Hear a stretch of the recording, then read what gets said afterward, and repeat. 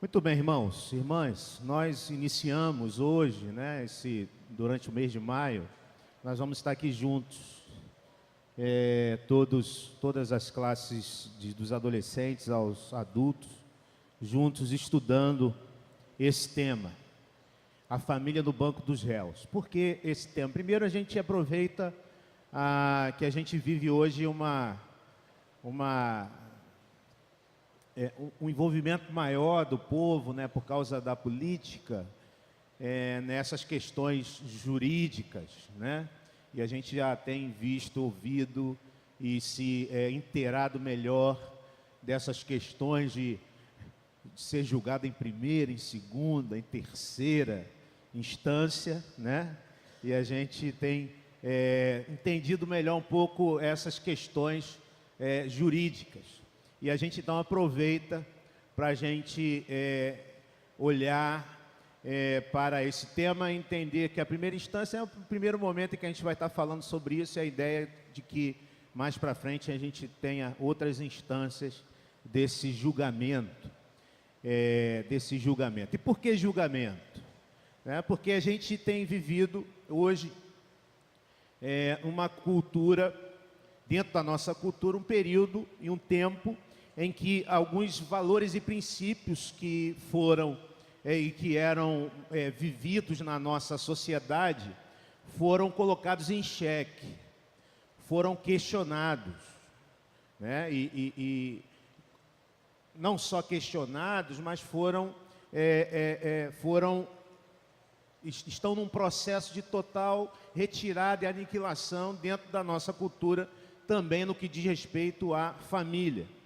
Então, esses temas que traremos aqui hoje, esse tema polêmico, que é a questão da liderança do marido e da questão das esposas como sujeitas ao marido, esse tema tão polêmico e tão discutido e que tem trazido uma séria reflexão, uma polêmica reflexão, nós vamos perceber como esse valor que foi esquecido tem trazido algumas dificuldades para nossas famílias, para as famílias da nossa cultura e da nossa sociedade. E não só este, mas outros valores e princípios que foram, aos poucos, sendo jogados fora dentro da nossa sociedade. A gente vai, nosso exercício aqui será olhar para esses temas e buscar na Escritura, na Bíblia, aquilo que o Senhor nos ensina através da sua palavra. Especificamente neste tema, nós vivemos um momento em que a figura masculina tem sido fortemente bombardeada pela nossa cultura, e a gente não se apercebe disso. Uma ilustração interessante que vocês certamente conhecem é quando a gente coloca uma rã ou um sapo numa panela com água e a gente leva ao fogão e à medida que essa água vai esquentando, a pele do sapo e da rã ela tem uma característica de se adaptar, ao ambiente, e ele vai então não sente que aquela água está esquentando e ele cozinha ali naquela panela sem perceber. A gente também vive numa cultura, e muitas vezes a gente uma cultura que sofre grandes alterações e nós não percebemos muitas vezes, e nós não olhamos e não percebemos estas mudanças. Então, nos últimos 30, 40 anos, nós sofremos grandes mudanças de comportamento na nossa sociedade e não percebemos muitas vezes. E principalmente a imagem masculina sofreu grande mudança, a imagem do marido omisso, a imagem do marido adolescente, a imagem da mulher que assume as responsabilidades da sua casa, que assume as rédeas da sua família, tem se tornado muito mais comum do que a gente imagina. Então nós vivemos uma realidade desta maneira. E não são poucas as esposas que, em momentos de crise, e a gente ouve isso de algumas esposas, elas dizem o seguinte: eu estou cansada de ser o marido da minha família, da minha casa. Porque muitas mulheres têm assumido esse papel por causa dessas transformações que a sociedade tem vivido, né? Então, essa missão de hoje é uma missão difícil. Por quê? Porque esse é um tema muito impopular. É um tema muito impopular, né? Quando a gente fala desse tema, as pessoas já torcem o nariz, né? As mulheres já... Então, eu vou pedir às mulheres que, por favor, me deem a possibilidade, a oportunidade de chegar até o final, tá bom? Então, já não me matem no seu pensamento antes do tempo, né? Não dispersem a sua atenção pensando o seguinte: esse tema, esse negócio que o pastor está falando é besteira.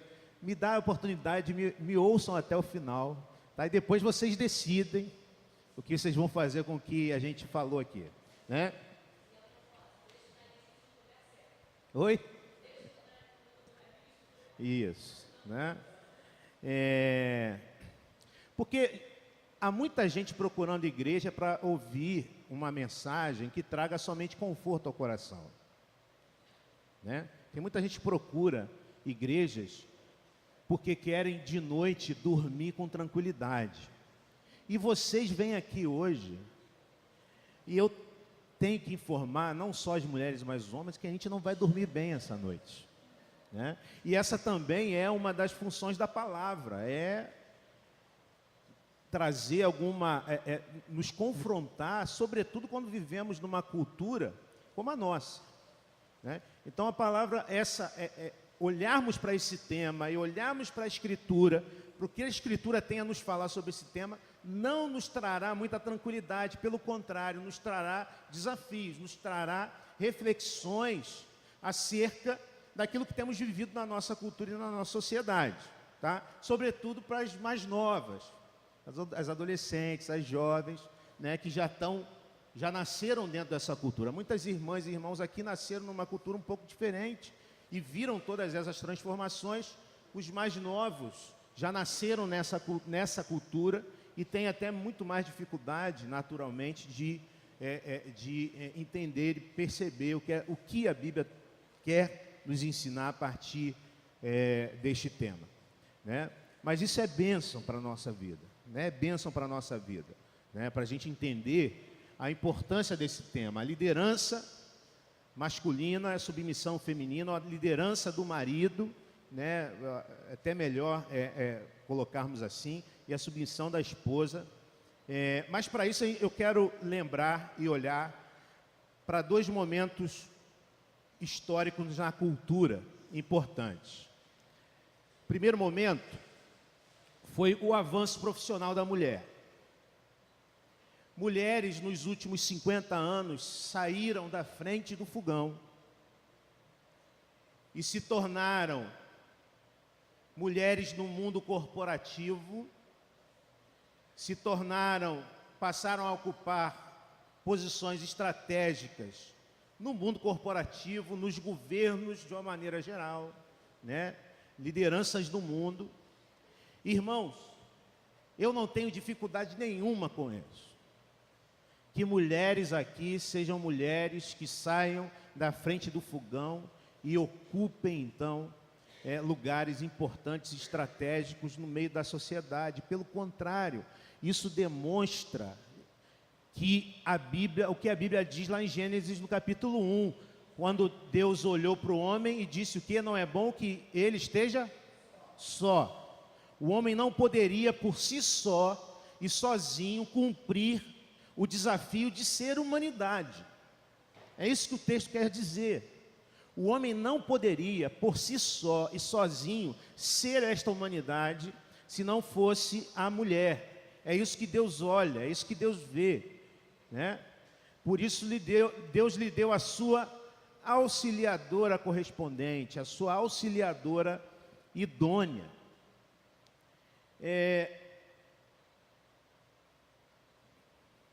E esse termo no hebraico, quando a gente olha lá para Gênesis 1, quando Deus vê o homem só e entende e percebe que precisa lhe dar uma auxiliadora correspondente.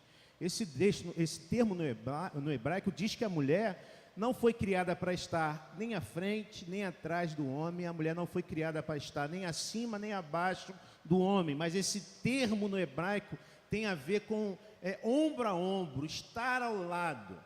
Tá? Então essa é a visão bíblica de Gênesis 1. A mulher foi criada a partir da concepção divina de que o homem não poderia cumprir a sua vocação sozinho e ele precisava de uma auxiliadora correspondente, alguém que lhe estaria à frente, alguém que lhe estaria atrás, alguém que lhe estaria abaixo, alguém que lhe estaria acima, não, alguém que lhe estaria lado a lado, ombro a ombro. Isso é que diz Gênesis 1. O problema é que o avanço da mulher, esse avanço que aconteceu no século passado, que trouxe benefícios, que fez com que a mulher assumisse alguns postos importantes, e a presença da mulher é importante na vida profissional. O problema é que esse avanço gerou uma conta a ser paga. E grande parte dessa conta tem sido paga pela família e, sobretudo, pelos filhos. Há uma conta que a gente está pagando agora, né? A partir do momento em que há essa liberação feminina e a introdução da mulher no mercado de trabalho, uma conta está sendo paga, né? Porque na sociedade que nós vivemos há uma exacerbação da questão da mulher, né? Então, da mesma maneira que tem sido soado estranho dentro da nossa cultura o homem dizer que está casado há 20, 30 anos com a mesma mulher, soa estranho da mesma maneira uma mulher dizer que quer se casar, quer ter filhos e quer se dedicar a ser esposa e ser mãe. Soa estranho dentro da nossa cultura uma mulher dizer que se sente vocacionada para ser mãe, para ser esposa. E por que isso? Porque a carreira profissional da mulher, embora seja benéfica para o exercício da vocação humana, ela não pode ser um imperativo para toda e qualquer mulher. Embora a carreira profissional da mulher seja benéfica para o exercício da vocação humana, porque não é bom que o homem esteja só também na construção da sociedade, ela não pode se tornar um imperativo para toda e qualquer mulher. E nós vivemos hoje na nossa sociedade um movimento que se tornou um imperativo para toda e qualquer mulher se envolver numa carreira profissional.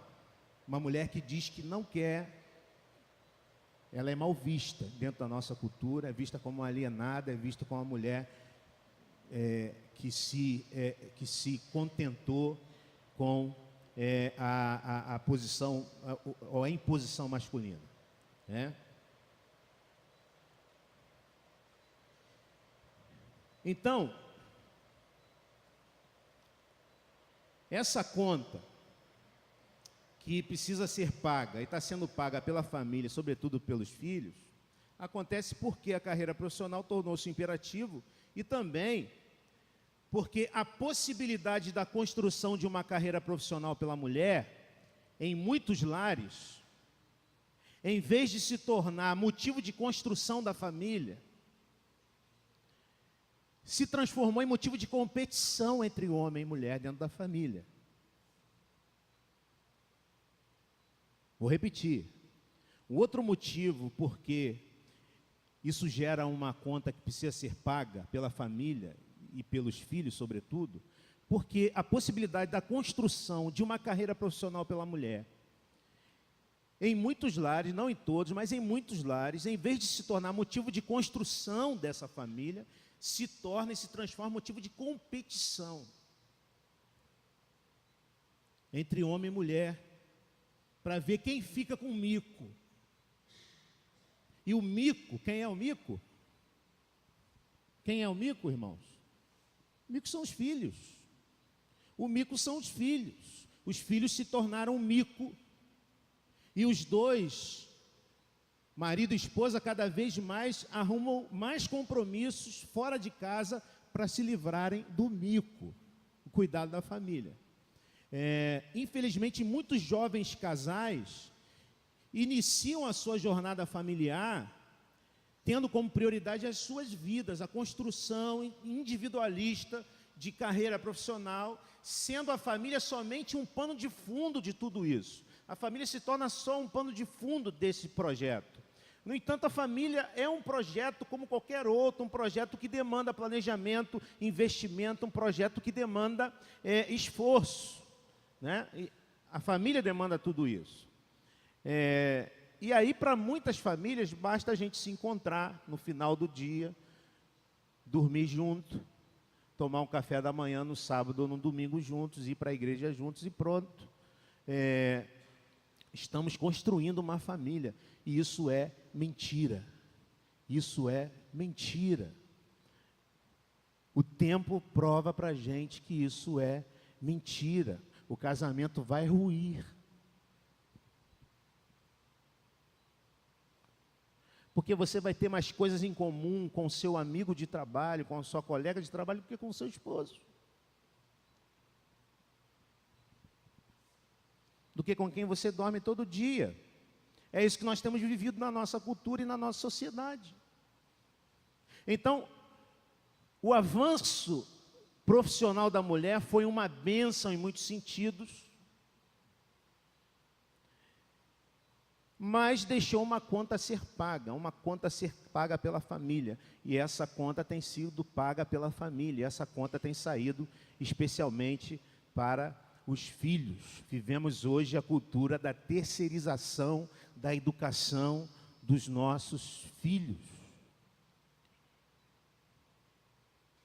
Não é isso?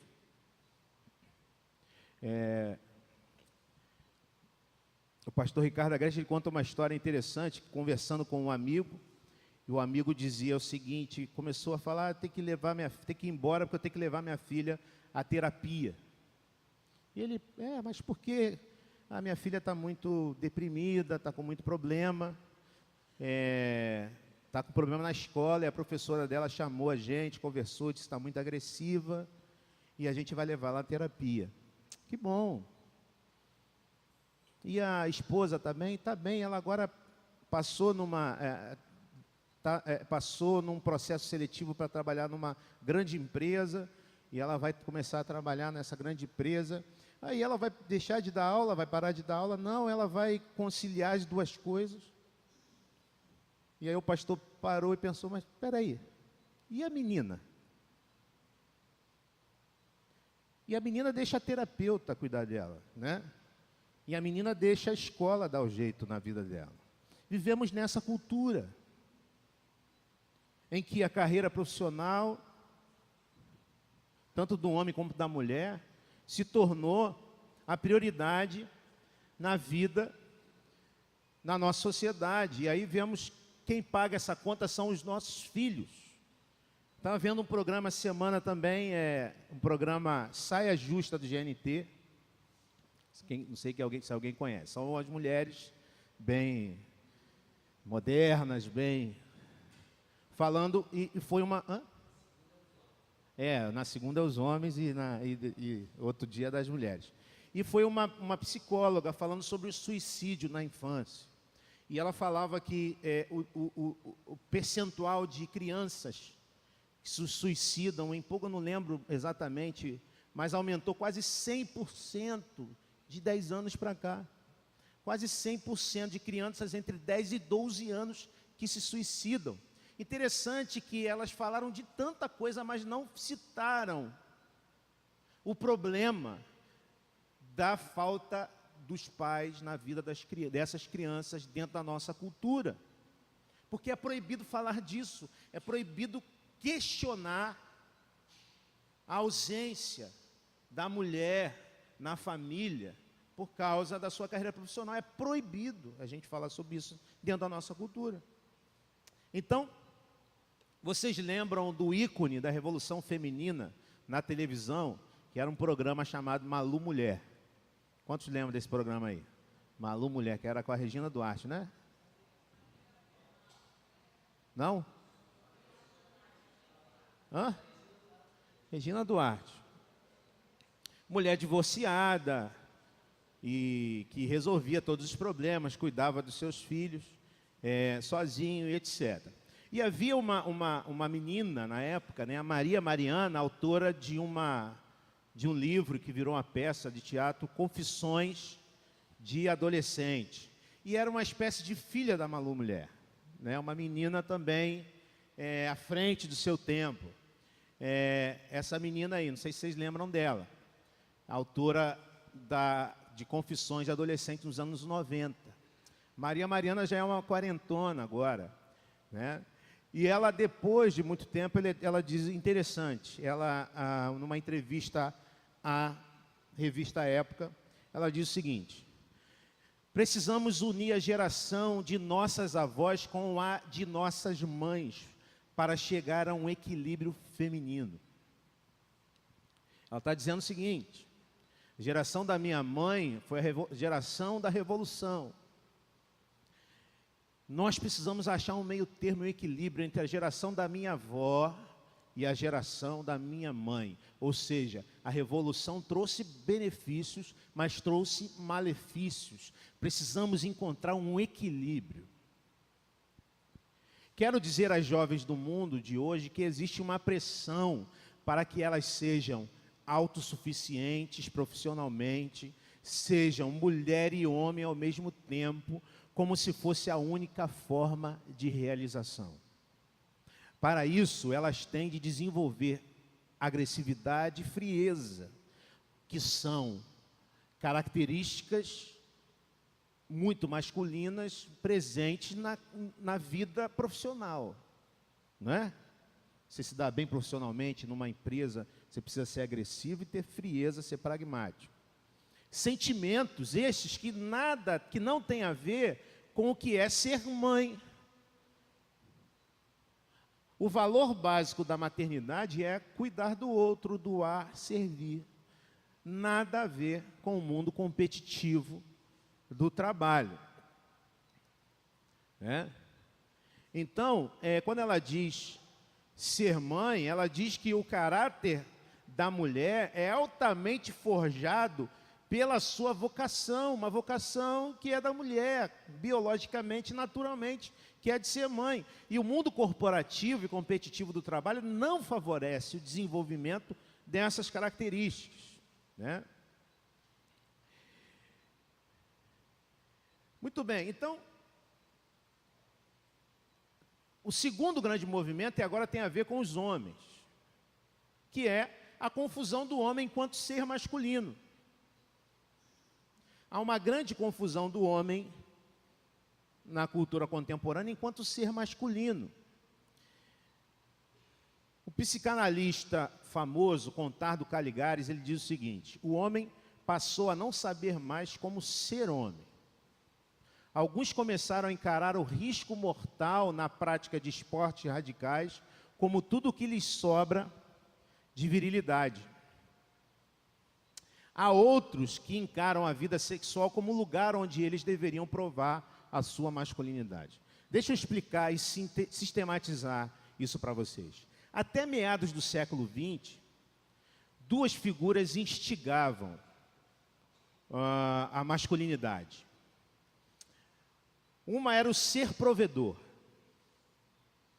Até meados do século XX, duas figuras. O ser provedor, o cara sai pela manhã, trabalha, rala, e volta depois do dia de trabalho trazendo o sustento, trazendo o dinheiro. Então ele sustenta a sua família, ele tem essa idealização de ser homem.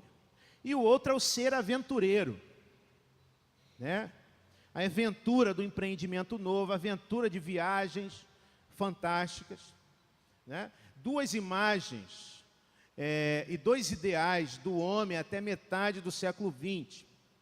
O problema é que as mulheres começaram a tirar do homem aquele ideal de ser provedor. O homem começa a trabalhar e trazer dinheiro para casa, mas quando chega em casa a mulher já pagou as contas.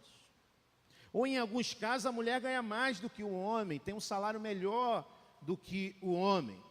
E o que restou para esse homem? Ser aventureiro. Como? Então hoje os homens praticam esportes radicais. Nada contra quem pratique, eu também gosto. Mas não faço, né? Pois é, gosto de ver. Esportes radicais, né? É o adolescente que está dentro da gente, né? Que quer brincar, que quer correr risco, né? Ou o homem aborta o projeto família e vai viver uma aventura sexual extraconjugal para provar para sua mulher que ele ainda é homem. Que ele ainda é homem. Você já parou para pensar nisso? Nós homens no mundo atual vivemos essa crise. Não é, homens?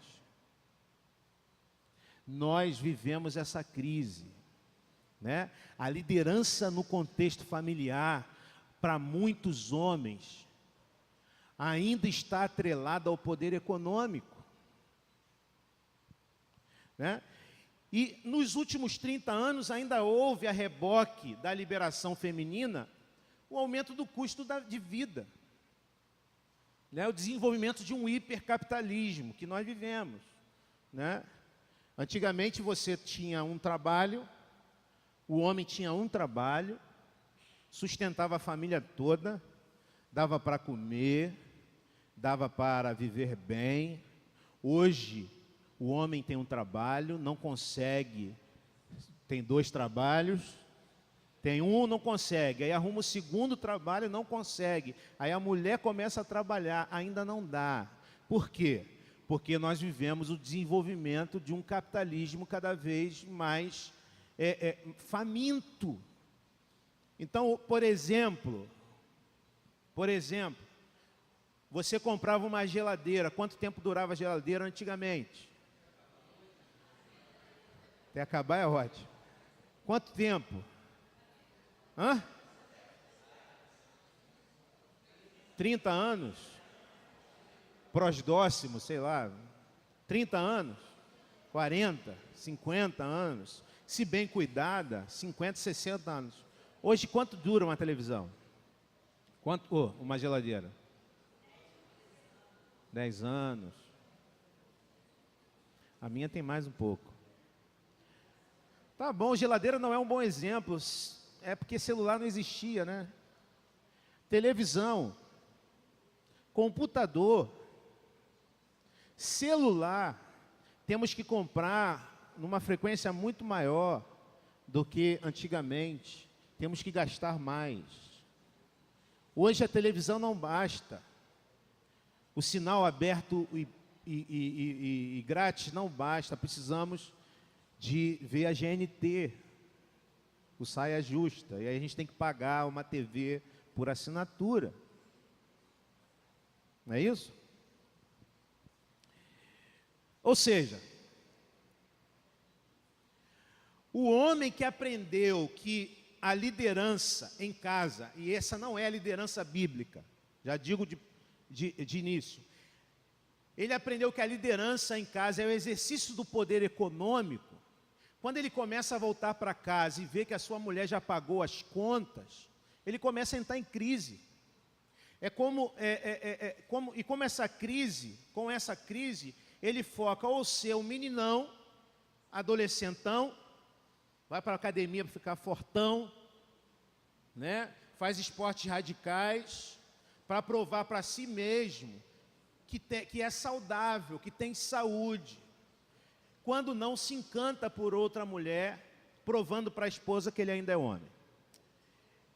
Mas vamos fugir disso e vamos para o texto bíblico. Vamos para o texto bíblico. O texto que a gente vai usar é esse texto polêmico de Efésios, carta de Paulo aos Efésios, capítulo 5, versículos 22 a 30. Vamos dar uma olhada nesse texto deste machista que é Paulo, né? Os feministas olham Paulo e falam, isso é um troglodita, né? Vamos ver o que Paulo está dizendo aqui então. A gente vai ler e vai comentando um pouquinho. Então ele começa assim: mulheres, sujeite-se cada uma a seu marido. Mulheres, sujeite-se cada uma a seu marido. Por favor, mulheres, não me matem no seu pensamento já agora.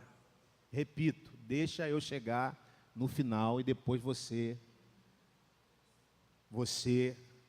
toma a sua decisão, tá? Perceba, o texto não diz mulheres sejam sujeitas aos homens. Não, o texto não diz mulheres sejam sujeitas aos homens. Em lugar nenhum na Bíblia você encontrará base para afirmar que as mulheres são inferiores aos homens e por isso devem se submeter. Isso não é Bíblia. Por favor, não é Bíblia. Isso não está na Bíblia. Vamos ler o texto corretamente. O texto não está dizendo mulheres se sujeitem aos homens, sejam sujeitas aos homens. Mulheres sejam sujeitas a seu esposo, e nós vamos ver o que significa isso. Mas não há na Bíblia nenhum texto que nos traga essa informação de que as mulheres são inferiores, né? E aí você vai dizer, mas pastor, você não conhece o meu marido. Paulo não conhecia meu marido, o senhor também não conhece meu marido para me dizer uma coisa dessa. E aí eu quero abrir um parêntese. Para quem não casou ainda, né? Case-se com um homem que vai conseguir e que vai ser o líder espiritual na sua vida e na vida da sua família. Não case-se com qualquer um. Case-se com um homem que vai conseguir ser, em quem você vê condições de se tornar um líder espiritual na sua vida e na vida da sua família, né? Então fica um alerta, você menina, mulher que ainda não se casou, não se entrega a qualquer um. O texto diz, mulheres, sujeite-se cada uma a seu marido como ao Senhor. Então essa sujeição não é uma questão sociológica, não é uma questão antropológica, não é uma questão econômica, essa sugestão é uma questão espiritual. Ou seja, o que Paulo está dizendo é que a mulher pratica a espiritualidade a Deus quando submete a Cristo na relação com o seu marido. A mulher pratica espiritualidade a Deus, né? E aí o texto continua. Pois o marido é o cabeça da mulher, como também Cristo é o cabeça da igreja, que é o seu corpo, do qual ele é o Salvador. Assim como a igreja está sujeita a Cristo, também as mulheres estejam em tudo sujeitas a seus maridos.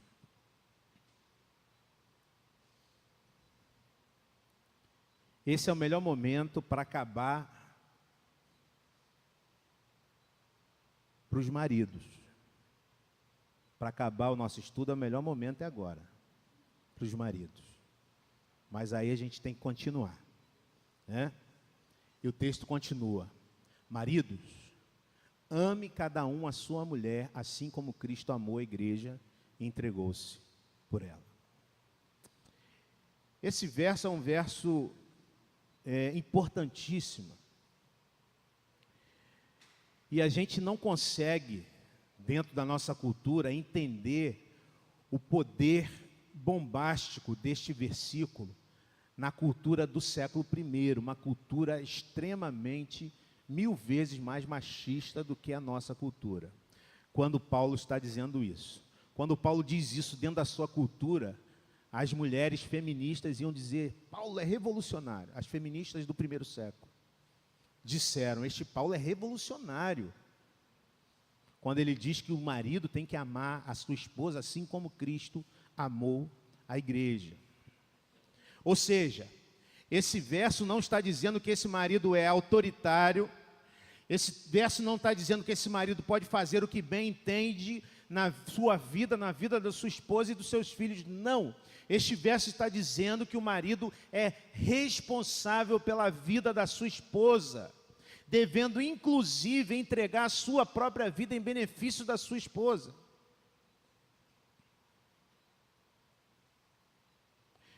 Ou seja, liderança no lar não é um privilégio, não é um privilégio. Liderança no lar é uma responsabilidade. Liderança no lar não faz que o casamento seja mais leve para mim do que para a Gleice, não.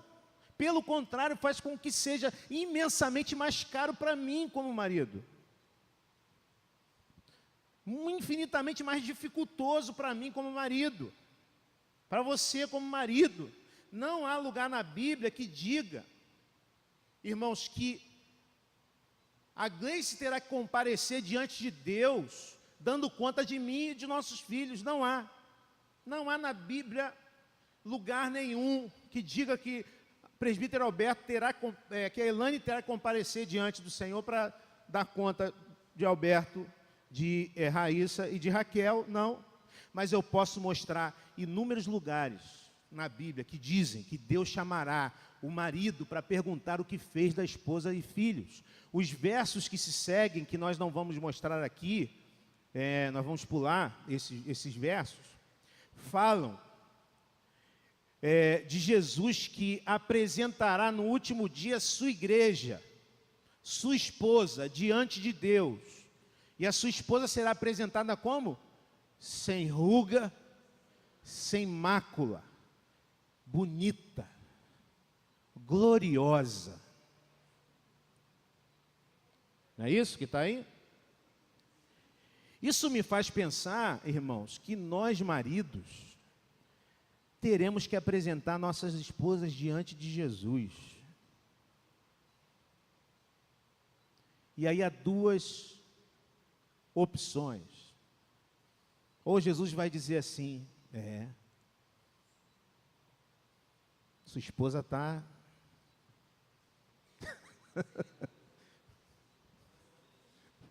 Não, isso não tem a ver com beleza exterior. Sua esposa está feliz. Sua esposa está feliz porque foi cuidada. Sua esposa está bonita. Ou sua esposa está acabada.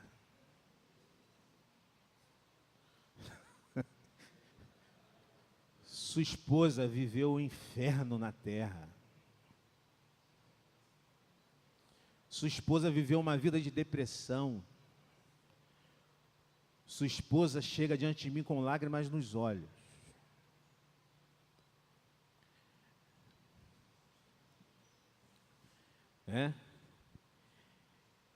O marido é líder, e ser líder, e é líder não para ter privilégios, mas para ter responsabilidades. O texto continua.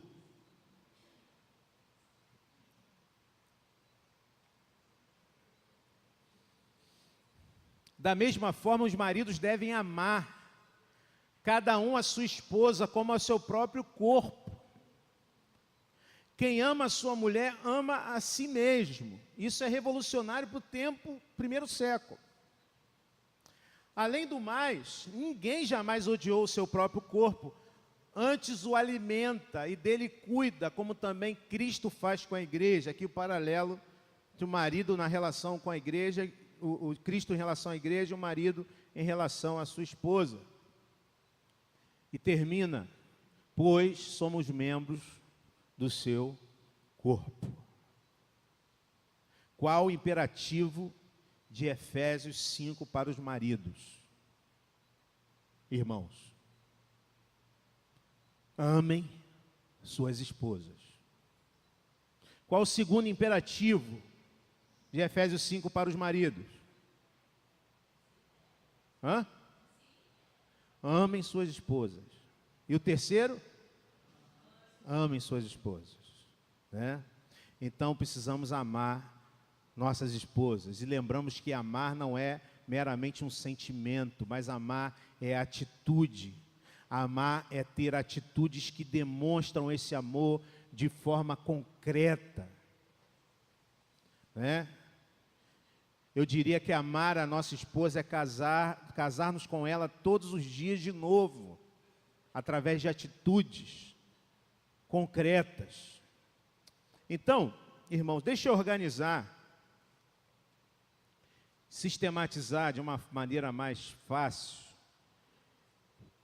o que eu falei até agora, para a gente poder pensar um pouquinho mais sobre o que falei até agora. Então, primeiramente, os maridos devem liderar suas esposas como Cristo lidera a sua igreja. Eu sei que a nossa cultura brasileira é uma cultura extremamente influenciada pelo coronelismo. O que é isso? A família com a imagem do coronel que comandava autoritariamente suas famílias, né?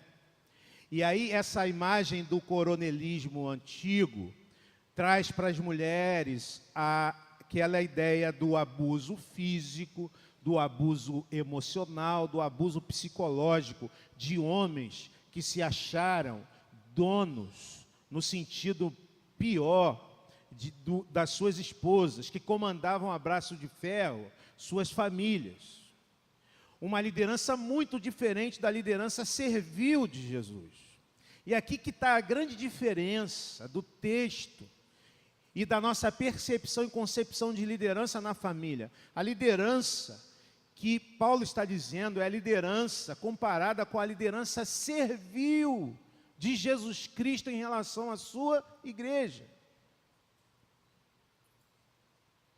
O texto diz que os maridos devem liderar não como um general, não como um líder lá no trabalho, mas como Cristo lidera a sua igreja.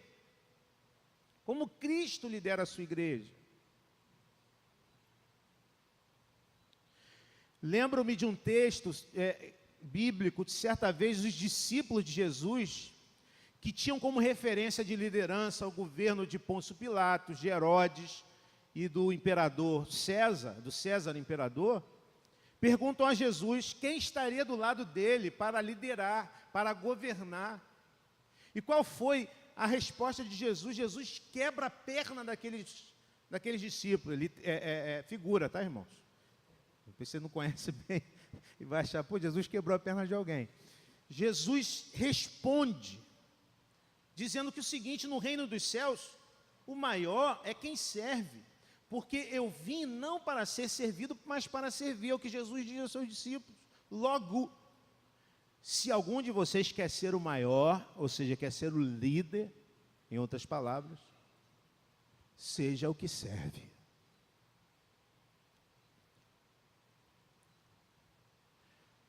Se maridos são chamados na Escritura para serem líderes em suas casas, maridos, se nós somos chamados para sermos líderes nas nossas casas, nós somos chamados para suprirmos as necessidades das nossas esposas e dos nossos filhos. Somos chamados para potencializar o seu crescimento e o seu desenvolvimento. Maridos lideram suas famílias suprindo as necessidades da sua família. E abro um parêntese querendo dizer o seguinte: há uma diferença entre necessidade e vontade. Vontades, quando podem ser supridas, ótimo. Porque se nós maridos começarmos a querer suprir vontades, podemos levar a família à destruição. Né? Então, necessidade é uma coisa, vontade é outra. Hã? Não gostou dessa palavra, né? O que nossos filhos necessitam e o que eles querem são coisas diferentes. E o papel do líder é o quê? Suprir as vontades? Não, o papel do líder é suprir as necessidades. As vontades, às vezes, a gente pode suprir, a gente supre, quando são benéficas. Certo? Somos também responsáveis por discernir quais são as necessidades, quais são as vontades, para supri-las de maneira sábia. E deixa eu fazer mais um parênteses aqui. Lá em Gênesis 3, o pecado do homem gerou 2 castigos. Um para o homem e outro para a mulher. Qual foi da mulher? A mulher vai sentir o quê? Dor.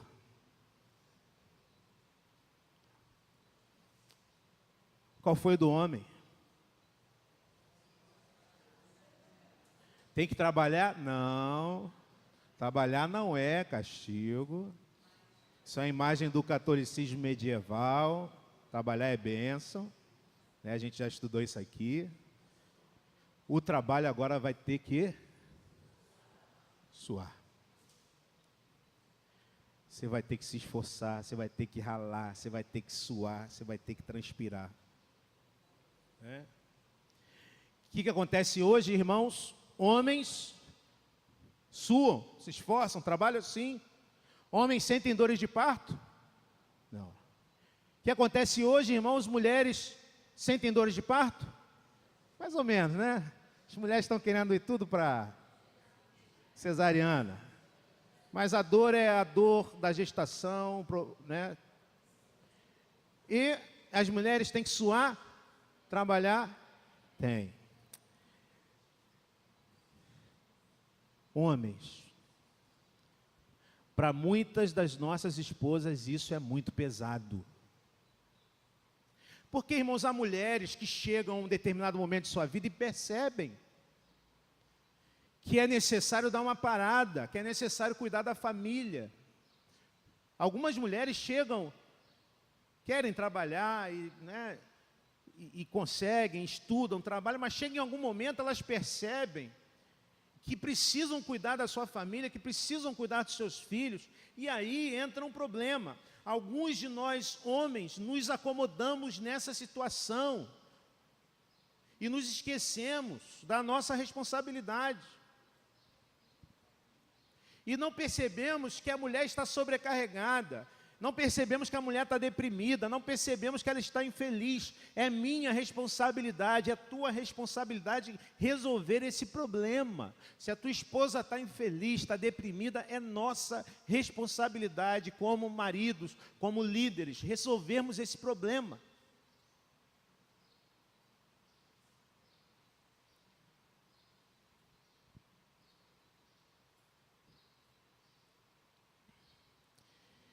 Maridos devem liderar suas esposas como Cristo lidera a sua igreja. Como? Assumindo a responsabilidade por suas esposas e famílias. Como? Amando intensamente suas esposas. E aqui, irmãos, quando falamos sobre amar a esposa, há um problema técnico. E esse problema técnico está relacionado ao fato de que cada um mostra amor de uma maneira e se sente amado de uma maneira específica.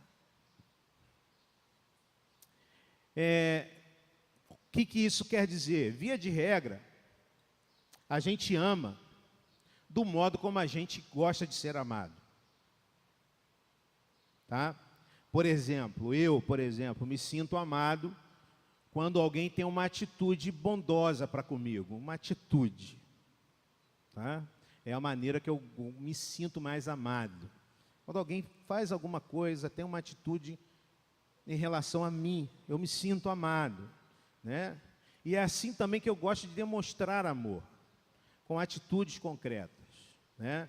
Por exemplo, amo a minha igreja e eu gasto horas preparando uma palestra, um estudo, com esmero, e essa é uma maneira com que eu demonstro o meu amor, né? Através de atitudes desse nível, né? O problema é que, quando nós pegamos um texto, por exemplo, um texto conhecidíssimo do psicólogo Gary Chapman, nós percebemos que há várias maneiras em que as pessoas se sentem amadas, várias maneiras diferentes em que as pessoas se sentem amadas. Por exemplo, com o tempo. Você pode trazer presente, você pode dizer para o seu filho que você está trabalhando muito porque você quer garantir o futuro dele. Mas dentro dele, se ele se sente amado com o tempo, dentro dele ele pensa, mas pai, eu queria o presente, não queria futuro, eu quero o presente. Eu quero agora, eu quero a tua presença, quero dedicação de tempo, né? Tem uma historinha, né, conhecida do menino que chega para o seu pai e pergunta, pai, quanto o senhor ganha no teu trabalho por hora? E aí o pai, pô filho, pergunta difícil, tem que fazer o cálculo aqui. Ele pegou o salário do mês, dividiu pelo número de horas trabalhadas e, uma suposição, eu ganho R$100 por hora. Aí o filho saiu, foi para o quarto e ele economizou R$50. E ele chegou lá, deu os R$50 para o pai e pediu, pai, eu quero meia hora do seu tempo. Exclusiva, sem televisão, sem celular, meia hora do seu tempo. Tem gente que se sente amado quando a gente reserva tempo, de olho no olho, né, de conversa sem nada interromper, sem WhatsApp, sem televisão, sem qualquer outra coisa que atrapalhe tempo de qualidade. A gente, pessoas que se sentem amadas com toque físico. Tem gente que não gosta muito de toque, mas tem gente que se sente amada assim, sendo abraçado, sendo tocado. Tem gente que se sente amada com palavras de afirmação. Mulheres que têm a sua maneira, a sua linguagem de amor, a palavra, são mulheres que gostam de ouvir que estão bonitas, né? E aí eu lembro do pastor Cláudio Duarte falando, às vezes ela não está bonita não, mas você vai e profetiza, né? Gosta de ouvir que elas estão bonitas, né? Que são valiosas, que são preciosas, né? A importância dela na vida da gente. Mas homens também, homens que têm essa linguagem de amor, porque uma coisa é o cara chegar em casa, depois de um dia de trabalho esgotado, e a mulher tratá-lo como se nada tivesse acontecido. Outra coisa é a mulher transformar aquele momento numa palavra de admiração pelo compromisso daquele homem em cuidar da sua família, em zelar pela sua família, depois de chegar de um dia de trabalho cansado, extenuado, e a mulher falar, como é bom ver o teu compromisso com a gente, comigo, com nossos filhos. Palavras de afirmação. Há pessoas que precisam e que se sentem amadas, pessoas mais racionais, são pessoas que não adianta florzinha, não adianta bilhetinho, né? O que vale são atitudes, elas gostam de atitudes concretas. O maridão vai lá e lava a louça, aquela pia está desse tamanho, o maridão vai lá e, meu amor, deixa comigo, né? Atitudes. E essa que as mulheres mais gostam. Tem gente que gosta de presente, né? Pessoas que gostam de dar presente, receber presente, sentem amadas assim. Agora aqui, alguns problemas. As pessoas não são necessariamente mono. Talvez sua esposa não tenha somente uma linguagem de amor. Talvez ela tenha duas. Né? Talvez ela tenha três. E a gente vai marcar os homens aqui, que as mulheres têm três, a gente vai marcar, aos terceiro domingo a gente vai vir jejuar e orar. Tá? Né? Não vai ser fácil resolver esse problema. 2. Se os maridos devem liderar suas esposas como Cristo lidera a igreja, esposas devem ser submissas aos maridos como a igreja é a Cristo. Antes de vocês virarem para mim com pedras, com paus, deixa então eu lembrar algumas coisas do que a gente já falou e a gente está sistematizando aqui. Mulheres são da mesma essência dos homens. Mulheres não são seres inferiores, mulheres não são menores nem melhores. Mulheres são seres correspondentes. O termo hebraico corresponde a ombro. Não está acima nem embaixo. Não está à frente nem atrás. Foi criada a mulher para ser ou para estar ao lado do homem, auxiliadora, idônea, auxiliadora, correspondente. Ou seja, não é possível ao homem cumprir a sua vocação sozinho.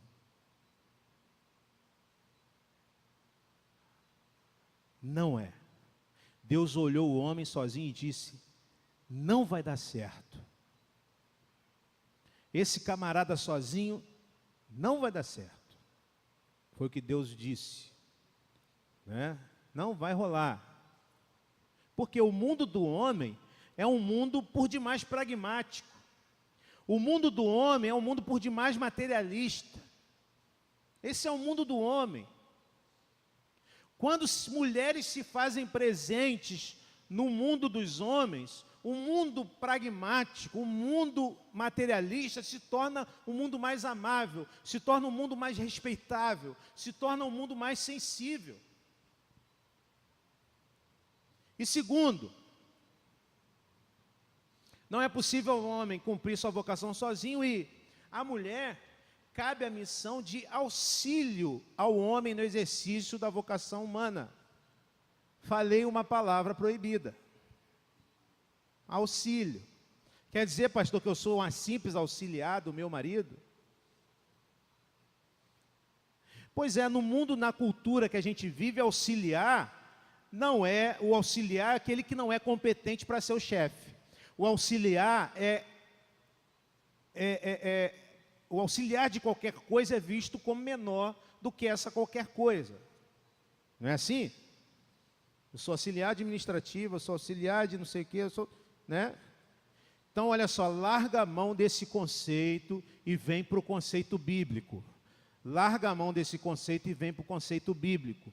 Uma boa tradução para o Salmo 121 é esta: elevo os meus olhos para os montes, donde me virá o auxílio? O meu auxílio vem do Senhor, que é o quê? Criador dos céus e da terra. Deus é criador dos céus e da terra e é o nosso auxílio. E por Ele ser nosso auxílio, em nada é inferior a nós. Em João 16, Jesus fala de outro consolador, também chamado de auxiliador, que é quem? O Espírito Santo de Deus, o próprio Deus. E em momento algum ele é inferior a nós, por ser o Espírito Santo o nosso auxiliador. Quando Deus olhou para o homem e disse: não é bom que ele fique só, não vai dar certo, esse cara vai fazer tudo errado sozinho, vou lhe fazer uma auxiliadora. Veja, irmãs, não é auxiliadora da vocação masculina, é auxiliadora da vocação humana.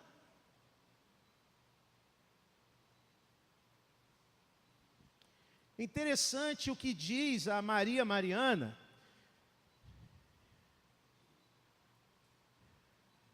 Eu nem passei aqui.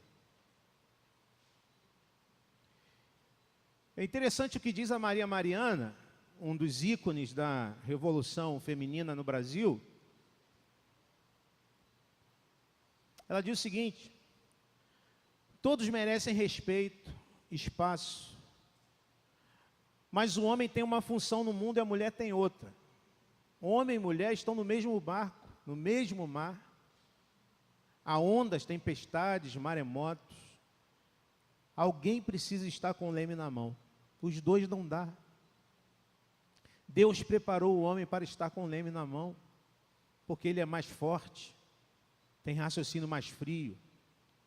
A mulher tem mais capacidade de olhar em volta, ver o todo, desenvolver a sensibilidade para aconselhar. A mulher pode dirigir tudo, mas o lugar dela não é com o leme, não é com o leme. Entenda então o que ela quer dizer em outras palavras. O convite à sujeição na relação conjugal nada tem a ver com quem é melhor ou quem é pior. Nada tem a ver com quem é mais capaz ou não capaz. É uma questão de funcionalidade. Se nós cremos nisso, o manual do construtor definiu dessa maneira. Se nós não queremos viver assim, tudo bem. Se queremos viver segundo os valores da cultura, tudo bem. Mas o fato é que isso nos tem levado a uma situação extremamente difícil. Nossas famílias estão sendo destruídas, nossos filhos estão sendo destruídos. Se havia do ensinamento bíblico, e havia da fé na Escritura, e havia do olhar para a Escritura como palavra de Deus, não nos é suficiente, ou não lhe é suficiente, que seja suficiente olhar para a cultura e ver que nós estamos caminhando para uma situação terrível, dramática, em que nossos filhos estão se perdendo, porque nós deixamos e largamos, esquecemos daquilo que o Senhor nos ensinou.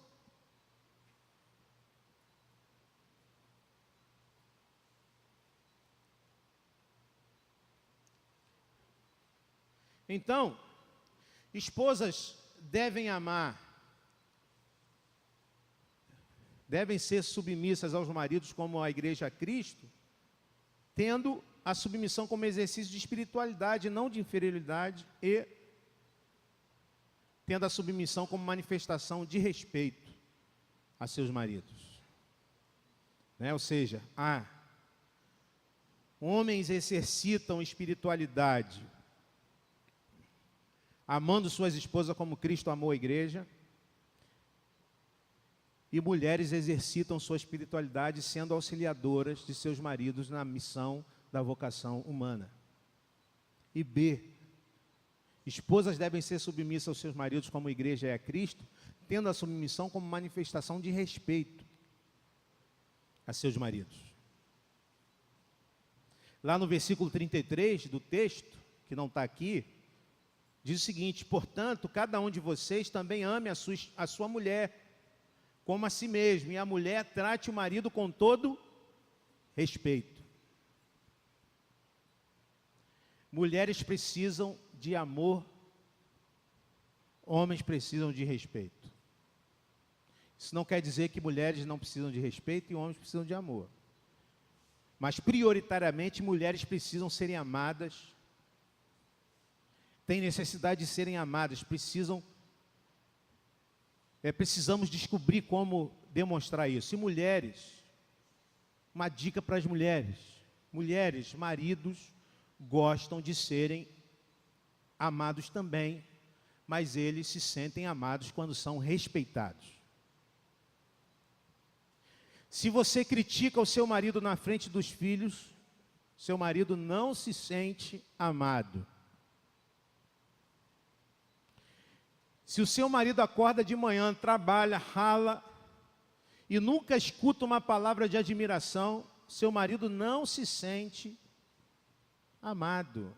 Isso explica o porquê de tantos maridos, quando estão desempregados, ficarem vulneráveis a uma depressão.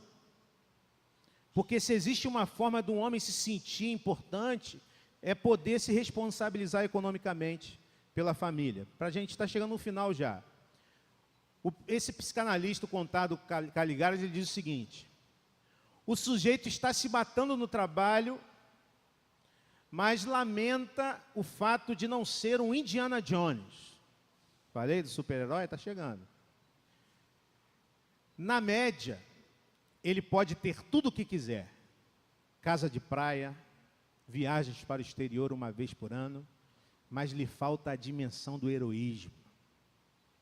O que ele quer, acima de tudo, é uma dimensão de aventura, uma dimensão na qual ele tem de dar provas extremas de bravura, de coragem, de desprendimento em circunstâncias extremas. Detalhe, esse marido, esse homem pode ter sido, pode ser aquilo que ele não tem sido quando a mulher o trata como Indiana Jones.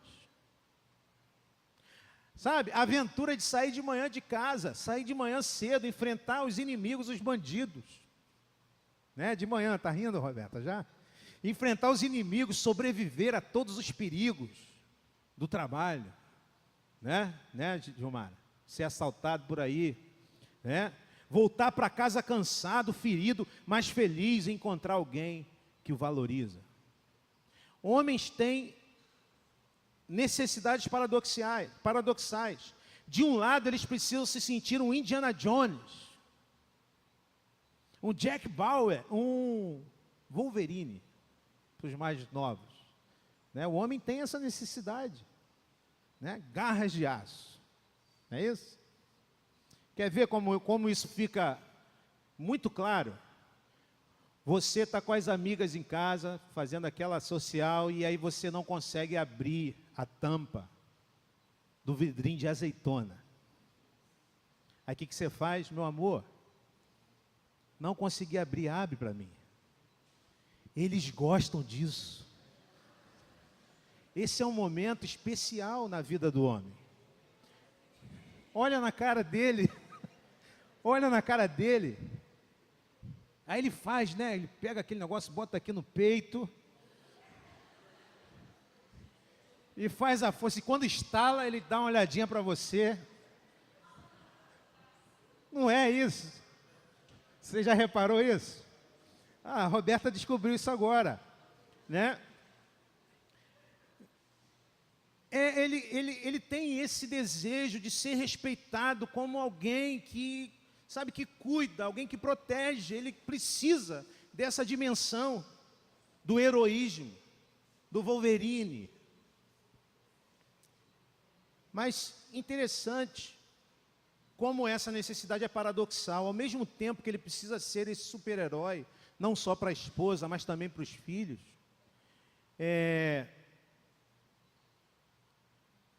antes, eu queria citar um texto do Provérbios que diz o seguinte, duas imagens da mulher, né? Provérbios 12:4. A mulher exemplar, ela é como a coroa do seu marido. A mulher que respeita o seu marido é como coroa. Mas a mulher de comportamento vergonhoso é como câncer em seus ossos, né?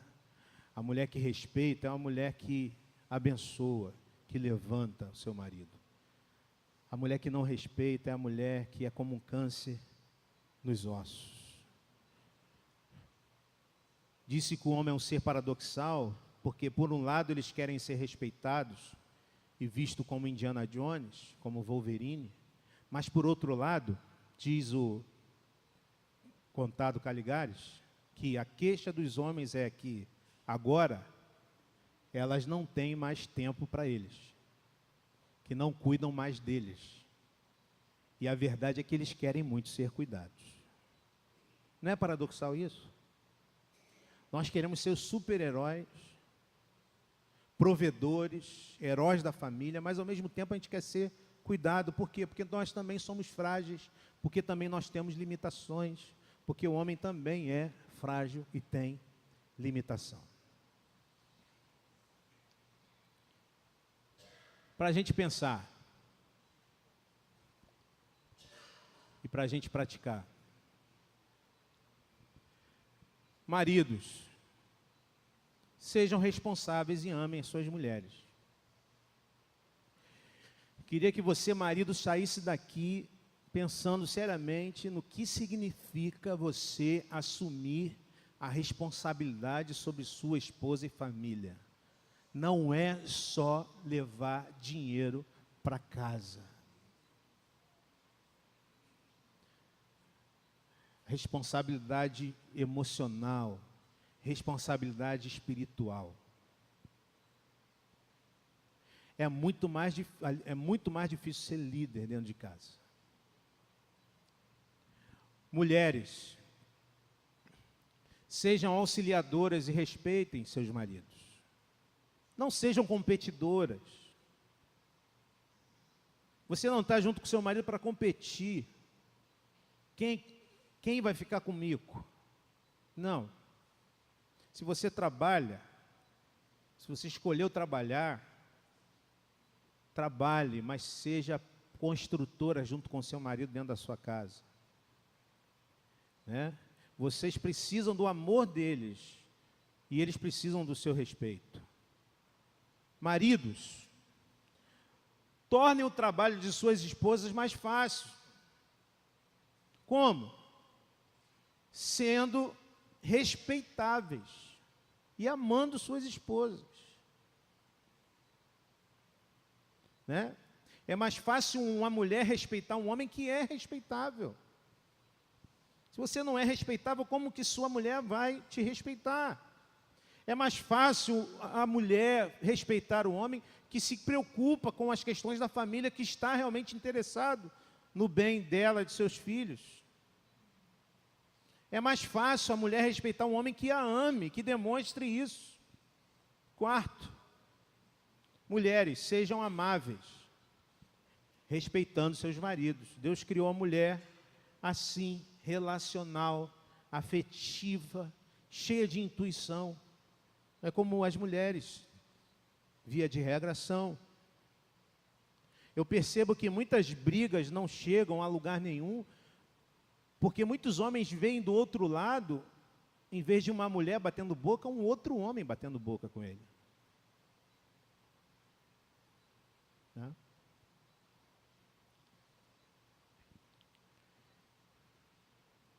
Eu queria terminar e depois eu queria abrir rapidamente para alguma pergunta que tenha ficado, o tempo já esgotou, mas é um filme que retrata a vida de John Nash. John Nash foi o prêmio Nobel.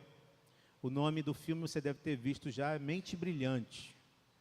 É o filme de um romance, um casal que tem um romance brilhante, uma história linda, até que esse cara começa a sofrer com a esquizofrenia. E a vida dele se torna uma vida muito difícil. É uma vida que era uma vida maravilhosa, se torna uma vida difícil. Isso acontece nas famílias. Né? Nós somos assaltados por problemas e dificuldades. Isso aconteceu na vida desse homem. E num dos momentos de agressividade dele, ela decide ir embora. E depois ele é surpreendido com a volta da sua esposa.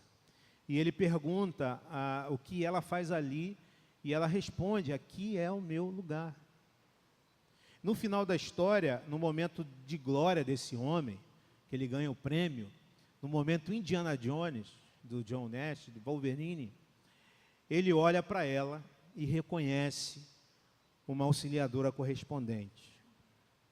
Né? E ela olha para ele e o aplaude. Vamos ver essa cena? Depois eu vou abrir rapidinho para pergunta, se algum irmão tiver alguma questão. Vamos lá.